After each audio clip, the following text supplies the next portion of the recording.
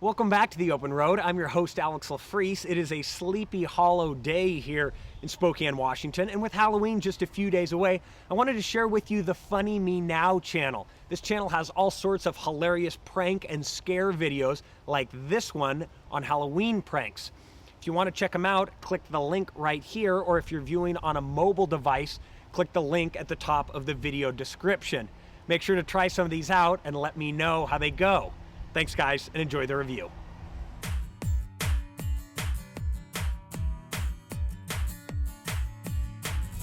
To quote Ron Burgundy, the 2014 Mazda 3 is kind of a big deal.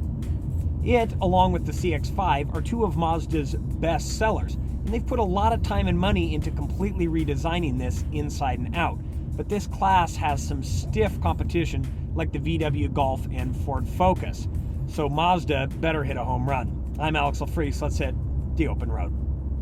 Let's start with things I like about the 3, and then later I'll talk about a few things that I don't. Beginning with the exterior. I think it looks great. It uses Mazda's Kodo design language, and it's swoopy but not overstated. I think it looks especially good in this 5-door hatchback version, and I love that the new grille isn't smiling at you like an idiot.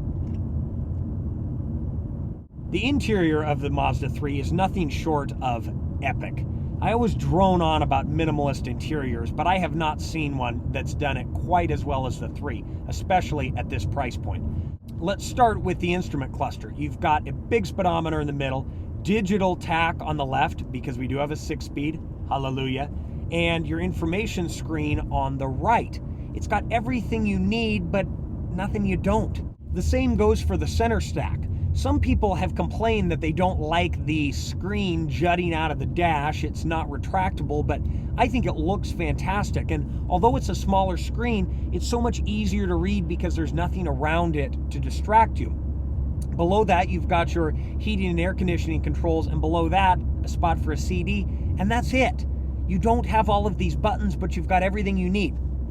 It is a touch screen if you're not moving. Once you are moving, you can control the audio from the steering wheel or use the sort of BMW iDrive inspired controls in front of the center console to control the rest.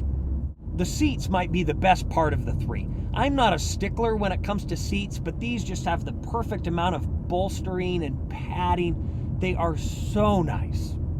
Our tester, the i Grand Touring, which is sort of a middle-of-the-road trim level, also comes with Bluetooth connectivity, a premium stereo system from Bose, that sunroof, and this excellent ruby red paint scheme.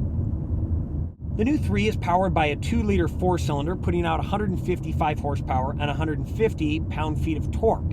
If you get the S trim levels, you get a 2.5-liter 4-cylinder, putting out 184 horsepower. And believe it or not, the 155 is just fine, especially with the manual. It makes it feel fast and peppy and fun. And if you get the 184 horsepower option, not only do you not get the fuel numbers that you get with this, but you also can't get a manual.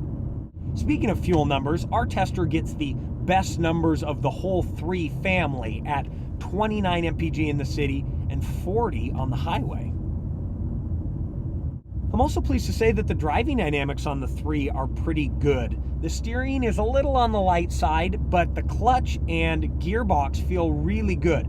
The gearbox is slightly notchy, slightly smooth. Just right, like a good bowl of porridge. So what are some things I don't like about the 3? Well, let's start with the wheels. You can get bigger wheels on the S-level trims, and they would do wonders for the aesthetics of this car, although they might not do wonders for the ride quality. Also, backseat legroom and headroom aren't fantastic, and I can't fit a set of golf clubs in the trunk lengthwise or widthwise, although I do have to commend Mazda for giving you a full-size spare rather than one of those pesky flat kits. And the last thing I don't like, or should I say hate, is the fake carbon fiber on the interior.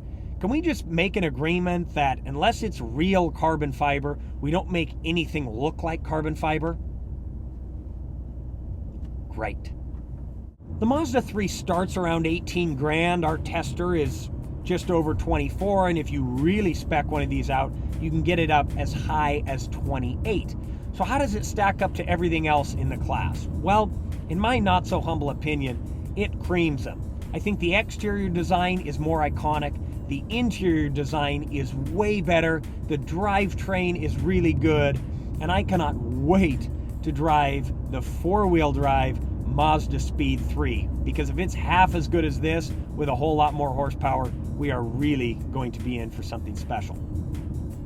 For the Open Road, I'm your host, Alex Lefriec. Thanks so much for watching.